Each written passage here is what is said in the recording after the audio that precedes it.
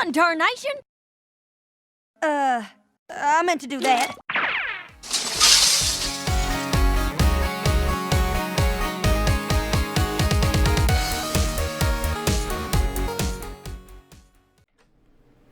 Howdy folks, this is Apple Geek, and we are up to My Little Pony Season 9, Episode 20. Still spoiler free, and last episode was awesome, and I've been told that this one is a really good one too. So, let's find out. Episode 20, starting now. I think you really spruce up the office, Solid. Miss Philodendron. Oh, Miss I'm gonna call you Philodendron. Phyllis. Don't you look good, Phyllis? Come in. Come in. That face. Were you just talking to someone? No. Hi. Starlight, I have something very important to discuss with you. If this is about leaving early yesterday, I didn't have any students on my schedule, and Trixie. This is was about taking over the a school. Emergency, which actually turned out to be nothing. It's not anything like that. She's gonna become head mayor. Twilight Sparkle, the Princess of Friendship, in light of her impending ascension to the throne of Equestria, and in anticipation of her many duties and responsibilities forthwith, does hereby intend to make good on her previous offer to you, Starlight Glimmer, of replacing her as head mayor of the School of Friendship. Called I it. want you to take over the school when I move to Canterlot. I know. It's just so amazing. I'm a little. Do you think I'm really up for it? Of course you do. Starlight, For you every you're time you have to Twilighting. Run off and save Equestria, but I mean, yes, of course. Thank you. Womp. I can't think of any pony who'd be better for the job. No kidding. I'm a little nervous and excited.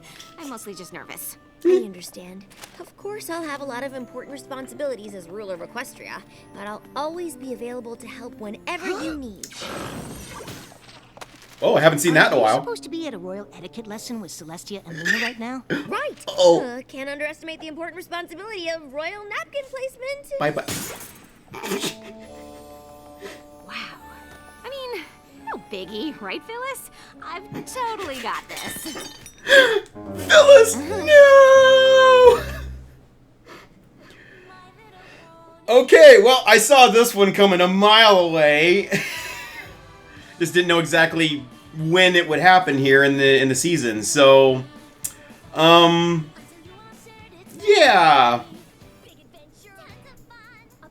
I'm not sure what to expect here, but it's going to be an interesting transition phase here, I think.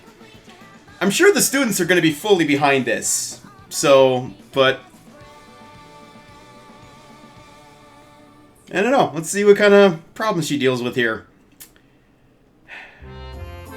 Oh, hi, Trixie. You know I'm nothing Should have but known glad that. You've been officially offered the position of head mayor. Thanks. What do you want, But vice head mayor? I can't help wondering if it's going to cut into our horse social shoe-in. schedule. What do you mean?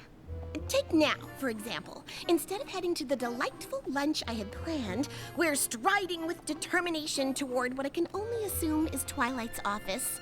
Obviously, our lunch is super important, but so is taking over the school. And the only pony who's really run the School of Friendship Is Discord the gonna pop in? Princess of Friendship. And I'm worried about doing it all alone. So I want to get as much advice from Twilight as I can while she's still here. But Twilight's Okay. never really done anything alone. She always has her friends. But that just gave me an idea. Oh, Thanks, boy. Trixie. You can give good advice when you don't mean to. Mudbriar, Sunburst, Are we still Trixie. doing lunch? What the? Origami? What? Getting royal place settings just right is a lot harder than it The looks. napkins. Got it. Okay.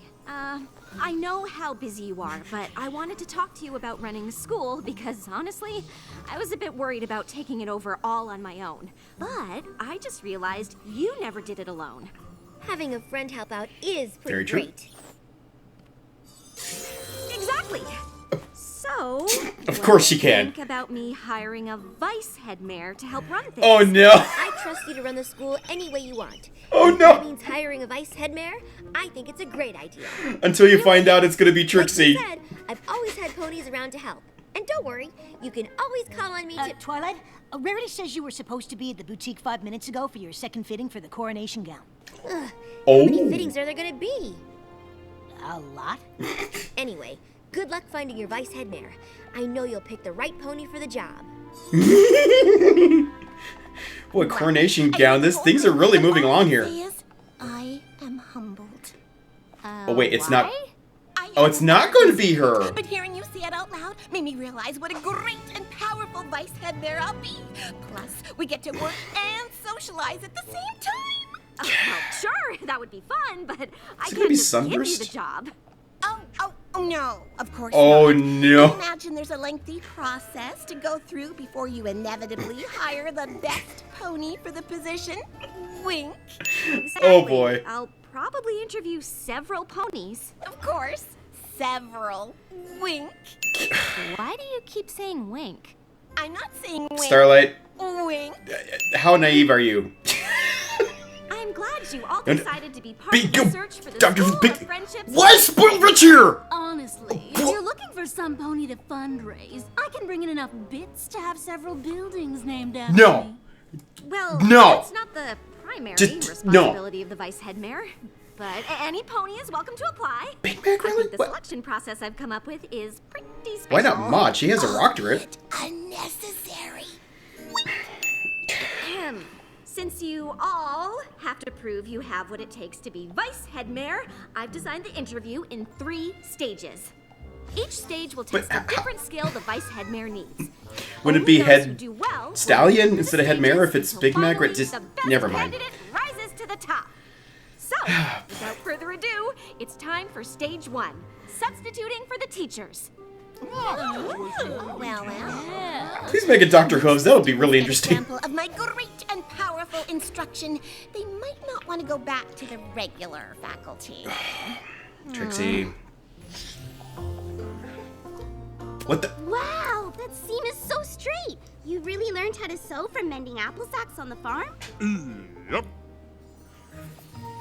It's a man of many talents. Okay. Obviously, loyalty is the foundation of friendship and trust. But nothing gets more loyalty than a big stack of bits. This book on business will teach you all how to earn your own. Chapter Get that 1, Ferengi out of here. Equity.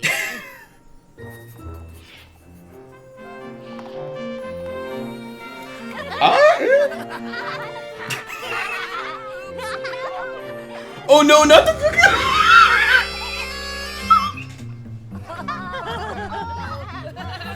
Okay, she can adapt. Yeah. Ah, science teacher. Okay.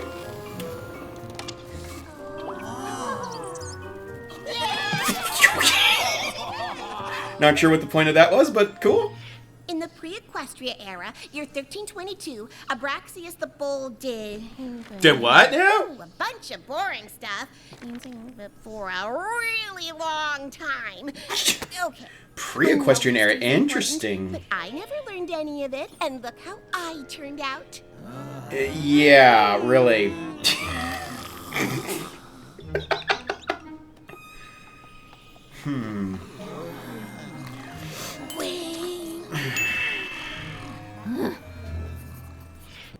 She's not even trying because she figures she's a shoo-in for the job. Those 3 are moving on.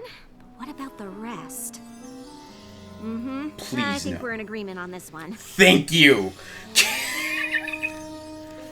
I know what you're gonna say, but it would be so much fun to have my vice head mare be a friend.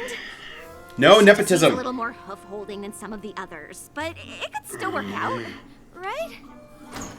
Starlight, I've given this a lot of thought, and even though I still believe naps are a valid use of class time, you'll be the one running the school. So if you say no naps, then no naps.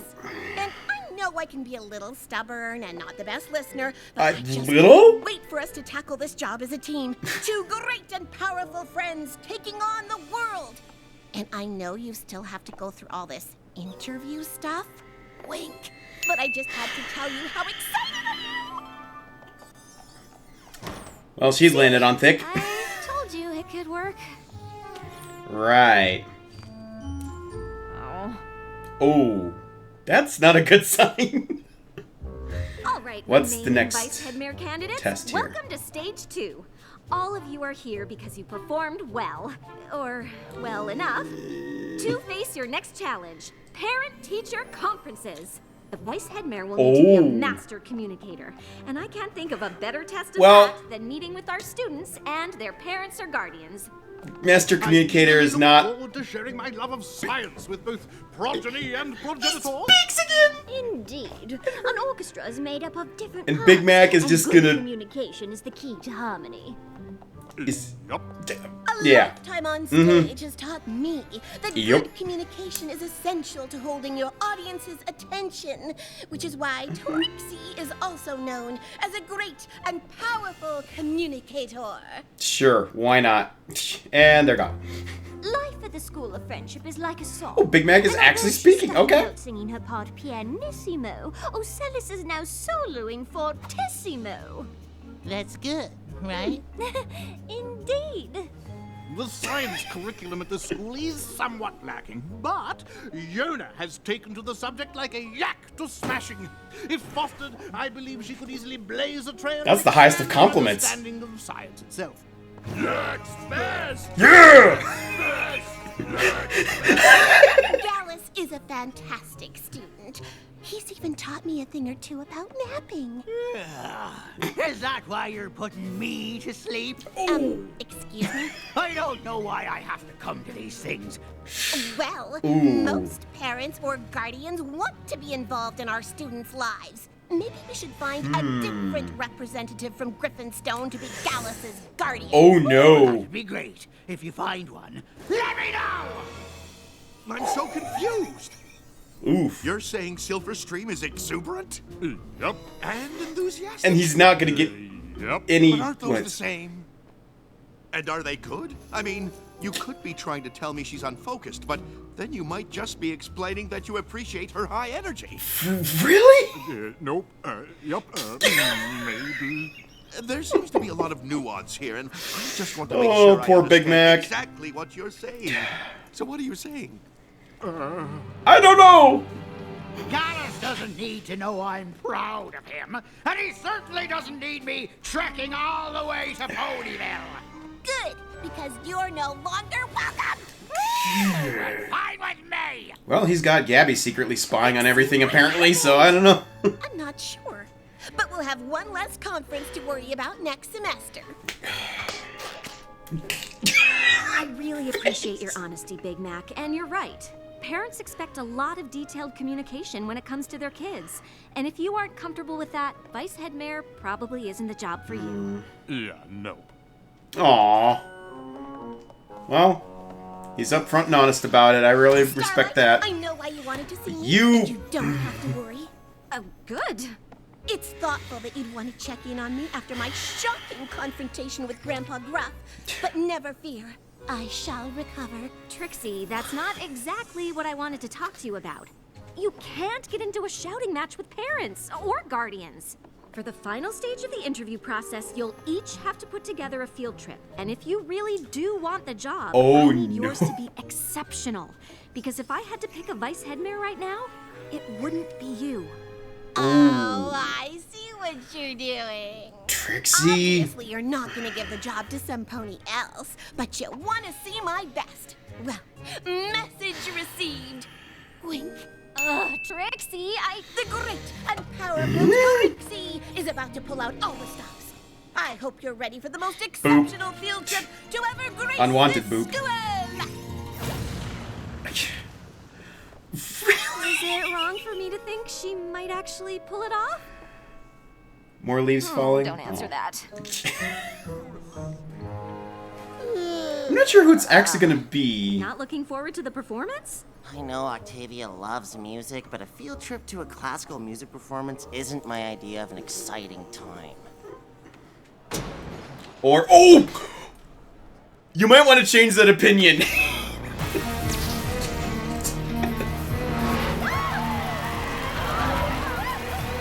Classical dubstep fusion or whatever. Okay, I take it back.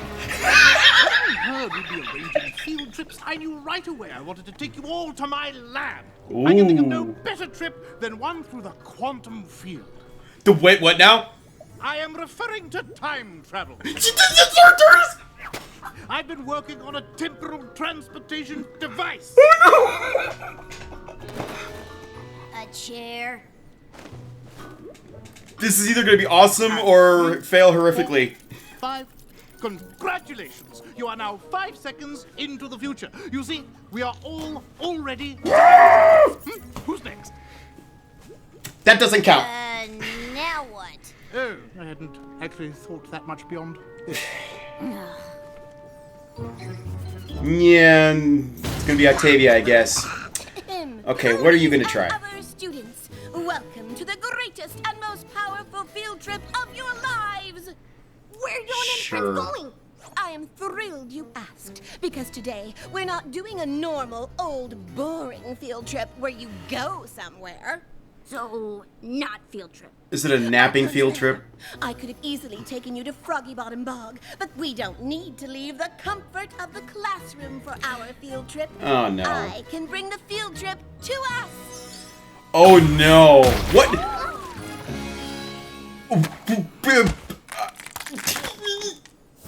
Oh, no. Trixie, what did you do? Well, Yes, I found the perfect that- patch of bog to teleport into the school. I guess I just didn't consider the possibility that a hive of flash bees might have nested there. Yeah. Epic fail.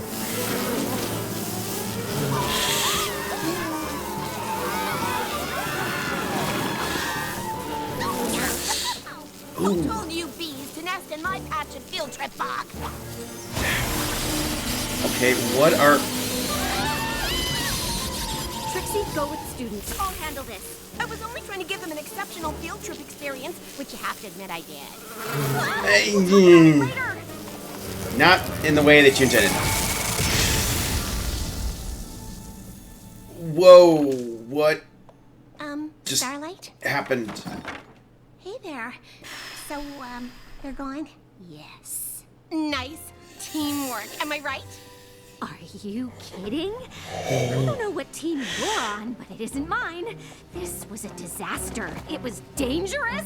I think the words you're looking She for is are good peeved. and powerful. It wasn't even acceptable! You went from not taking it seriously to blowing things so out of proportion you put every creature in danger. And I wanted to work with a friend so much, I ignored the fact you would never be right for the job. I'm confused. What are you saying? I'm saying you'll never be vice head mayor. But I thought you created the position for me. Why would you think that? I created the position because I need help. But I can't think of any way that you would ever help me. Twilight's friends always helped her. Oh, that's because Twilight's friends are competent. They care about what they're doing, and they know how to do it. Oh! Well, I guess I won't take up any more of your time, Headmare Starlight. Oh! Ouch! Starlight? I just thought I'd check in to see how the search for a vice headmare was going. Ow! A lot better now. Well, that was a quick fix. Okay. I really wanted it to be a friend, so I ended up pushing aside some pretty big signs that it wasn't gonna work out.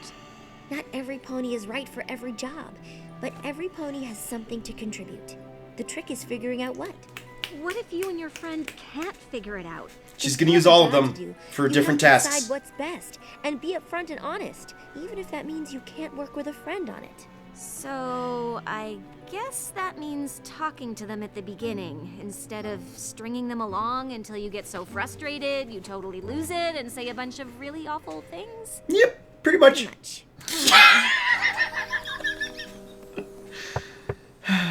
Trixie? I know you're in there. Well, you're wrong. Oh. Ugh. I'm sorry for all those things I said. I just really wanted it to work out, even though I knew it probably wouldn't. I should have said something sooner. Well, Obviously, we can't she have kinda what we did, want, and Trixie because ignored her. I'm terrible at everything and could never help you with anything. Oh. You aren't terrible, and you have a lot of great qualities.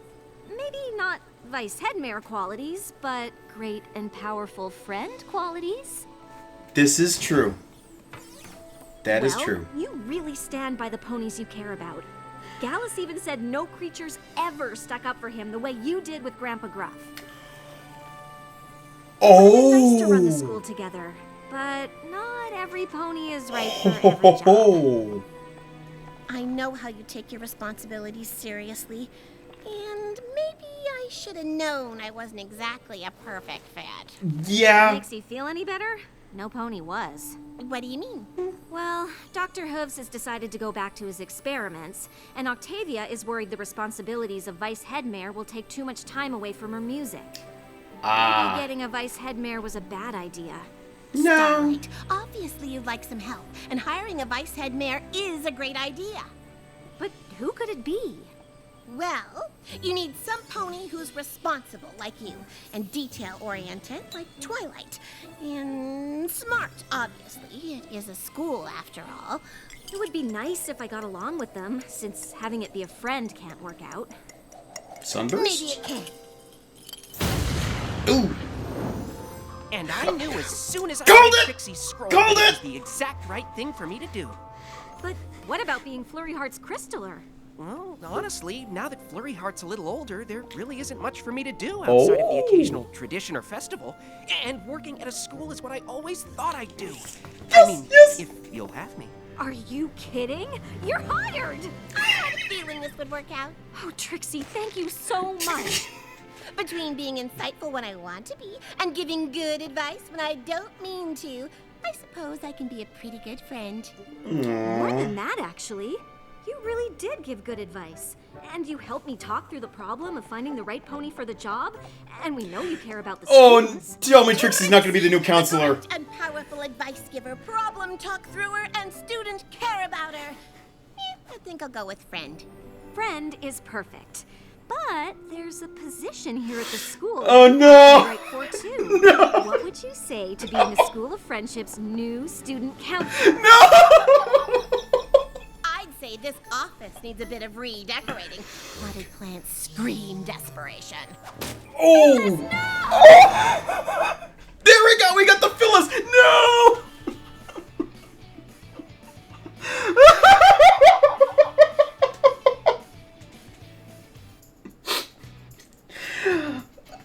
Oh my...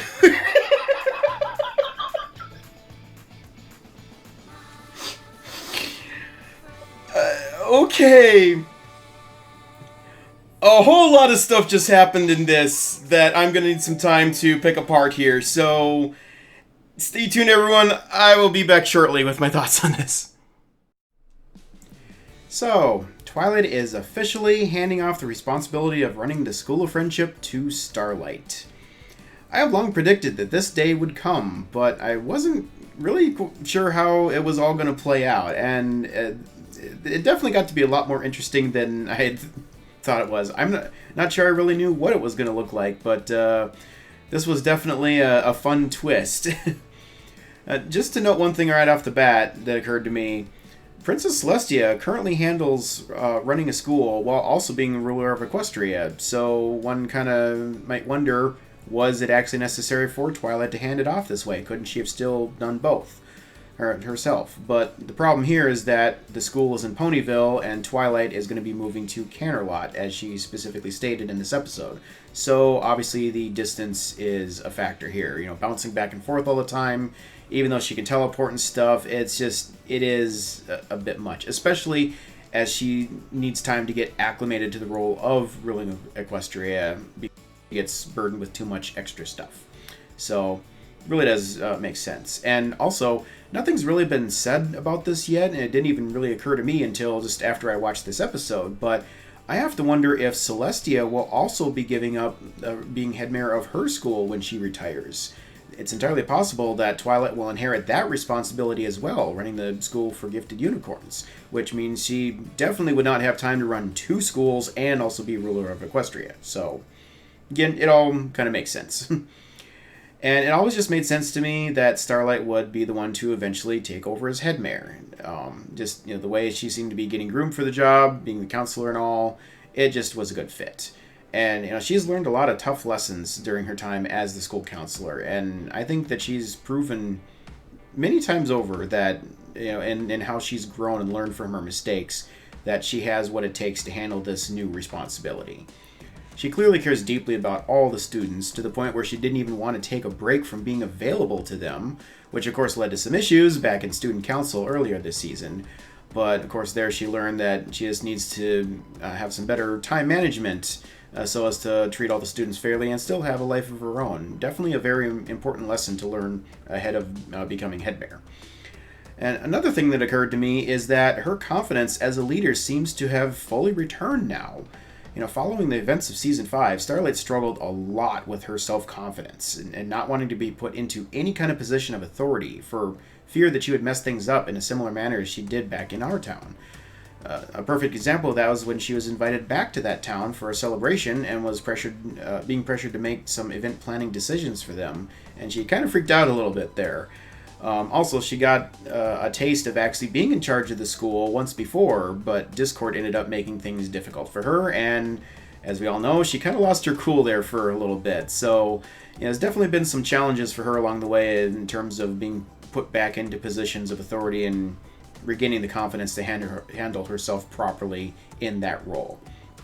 But over the course of time, she's grown a lot while making friends and working as the school counselor and everything. And in this episode, aside from a brief display of nervousness right at the beginning where the transition was officially announced, Starlight just took it in stride and began working to prepare herself for the role. She immediately realized that she would need some help, and thus began the task of interviewing potential candidates for the role of vice head mayor. And the tests she presented to the candidates were really solid too. All great tests to see exactly how they would perform in the various duties that the role would require. Quite frankly, she's already handling herself just as a head mayor should, for the most part. The only mistake she made in this case was her willingness to string Trixie along for as long as she did, while kind of ignoring the obvious signs that it was a bad idea.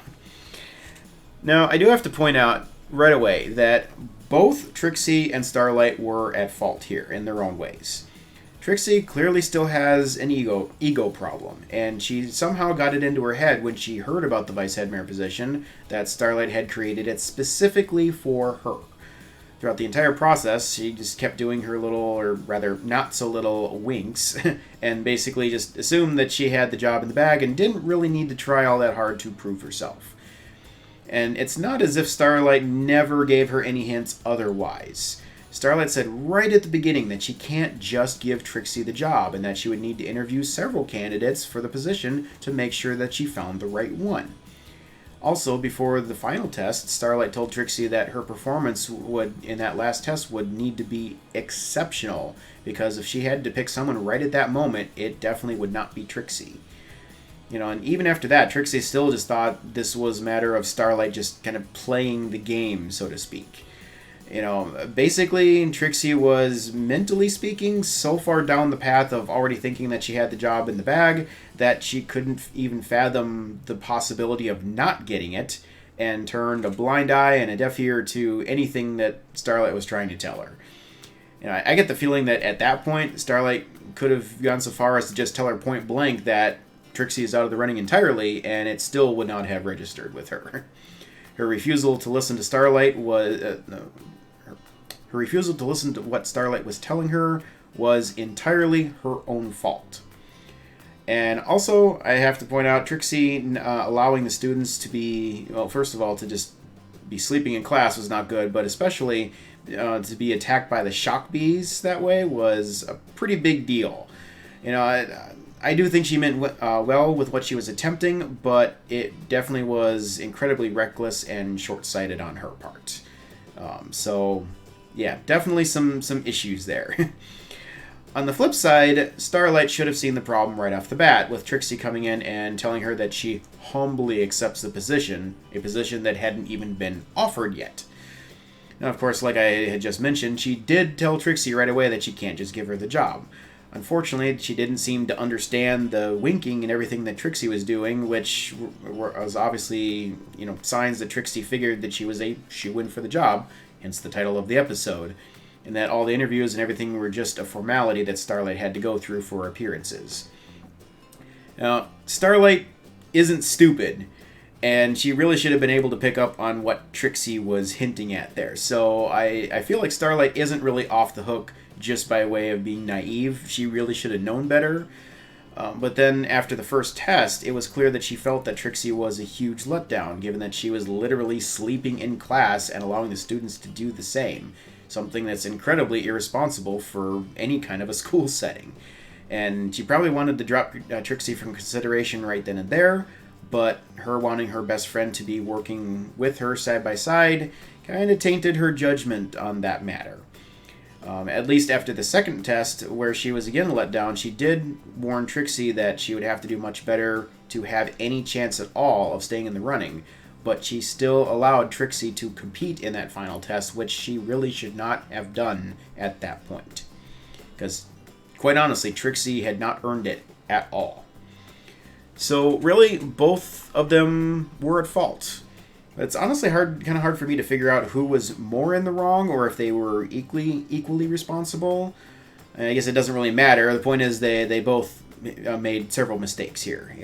I feel like Starlight could have done a better job of making it clear to Trixie right from the start that the tests were not just a mere formality, and that she certainly should not have let her friendship with Trixie affect her judgment. But Trixie also shouldn't have automatically assumed that she had the job. And quite frankly, she was being a rather lousy friend by trying to use Starlight's position to her advantage in that way. Also, the way Trixie was handling herself in general didn't really do well to convince anyone that she actually had the interest of the students or the school at heart, and instead was mostly only showing that her main priority was simply being able to spend more time with her best friend, Starlight. Both of them could have acted more maturely in this, and if they had, we wouldn't have had this problem in the first place. But then, of course, we wouldn't have had an episode either. And, I do kind of wonder, what would have happened if Trixie had actually tried? If she didn't think that she was a shoo-in for the job and actually tried hard to prove that she was worthy of the position, would she have actually been a legitimate contender? I honestly think that's a question that's at least up for debate, and truth be told, even if she didn't ultimately make the cut, I personally think that she would have done a whole lot better than she actually did. Yes, she still has issues and has more maturing to do, but there were at least some small signs that her heart was actually in the right place. For one thing, we know she definitely cares a lot about Starlight and wouldn't really want to do anything to knowingly let her down. And as Starlight pointed out, she does occasionally provide some good advice, even if it is sometimes in situations where she doesn't even mean to be doing so. Also, while her confrontation with Grandpa Gruff was not handled professionally, she actually did end up standing up for Gallus, saying that if Grandpa Gruff didn't really care about him, then perhaps they needed to find a different guardian for him, somebody who actually cared about how well he was doing at the school. I think Trixie identified that Gallus was really hurting, and in her own way came to his defense against the bully attitude that Grandpa Gruff was giving him. Despite the fact that it turned into a shouting match, her intent at least was very admirable. I honestly get the feeling that Trixie is capable of so much more, and she just has not had the right opportunities come along that would push her to grow and become a better version of herself. In all honesty, Starlight was kind of a mess herself when she came to live in Ponyville. Yes, her flaws were, somewhat different than Trixie's, but the point is that she had to learn a lot of hard lessons and work hard to prove herself, and her work as a school counselor really allowed her to make some big steps forward. Trixie has thus far proven that she can be a fiercely loyal friend, but her ego is definitely a big thing that's holding her back at this point.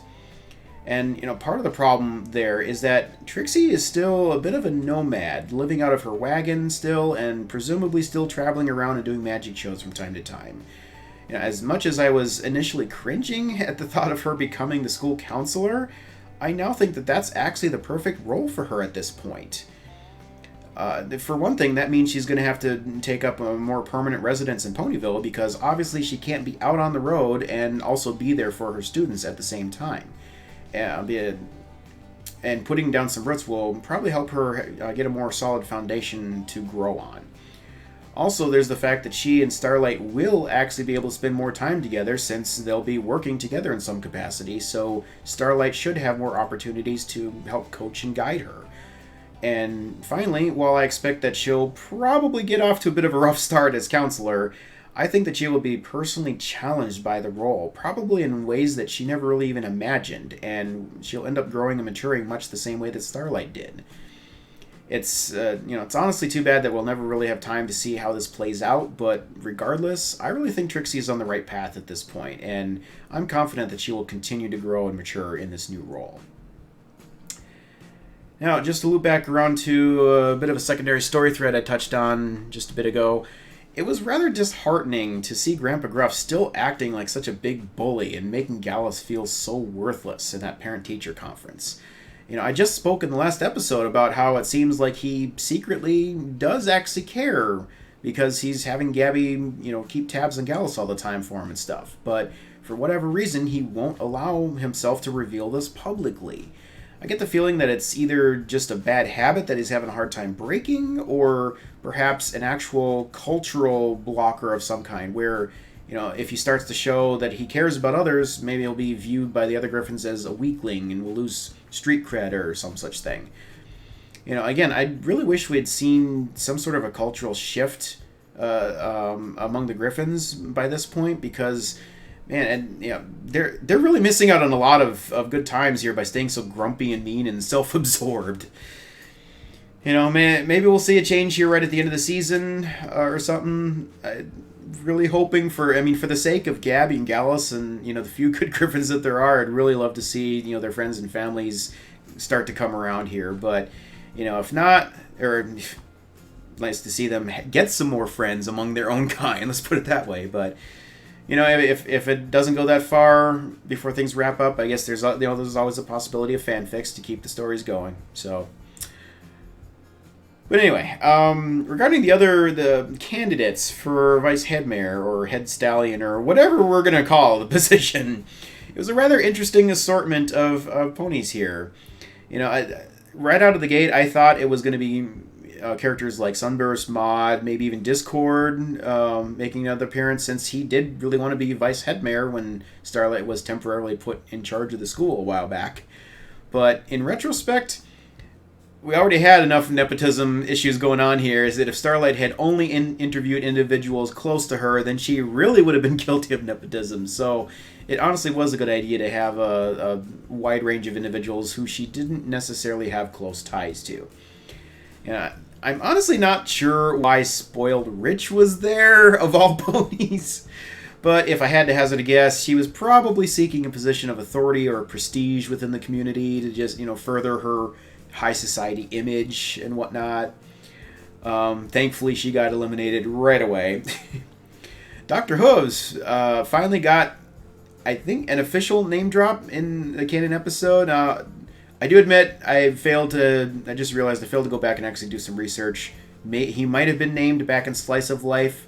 I honestly don't recall, so if he was, I apologize, but to my knowledge, he had not been officially named in a canon episode, and he has, various names floating around. Some called him Dr. Hooves, some called him Time Turner.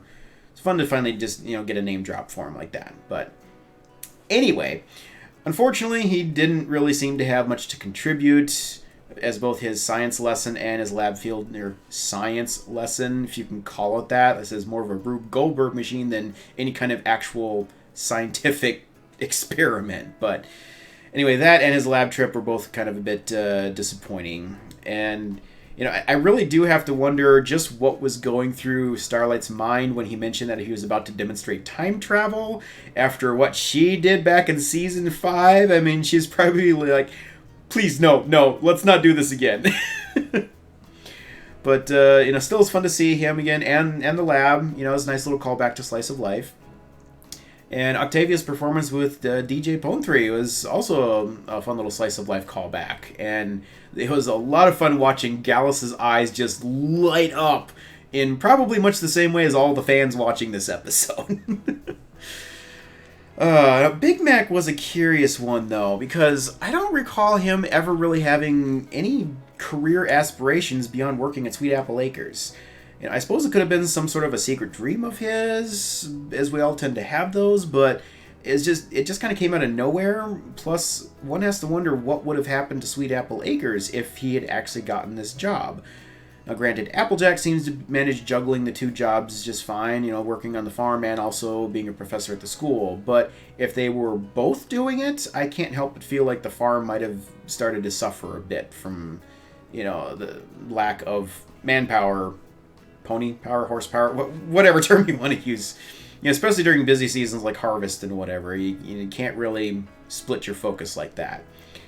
But still, I'm happy to see that he's trying new things, and I honestly had no idea he was capable of sewing like that, so that was really cool to see. And that part actually did really make sense, given all the skills required to operate a small family farm. You know, farmers quite often have quite a wide range of talents and learned skills both, and you know, they tend to not really get a whole lot of credit for this, so I appreciate some acknowledgement of this in the show, especially after a certain past episode that didn't exactly paint farm life very accurately. I think you know the one I'm talking about. But yeah, just me, myself, you know, again, I grew up on a small family farm, and I can't tell you how many times my dad just engineered all kinds of like custom tools and jigs and things like that he needed to get stuff done just from scratch and whatnot. You know, farmers are very talented, hardworking people, so again, nice to see some acknowledgement of, you know, the various skills that they often have.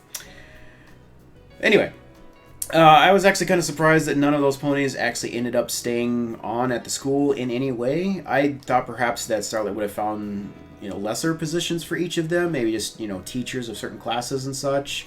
And who knows, maybe they all could end up teaching classes on occasion, but in the grand scheme of things, it really does make the most sense for them to continue with their current jobs. And instead, we ended up with Sunburst after all.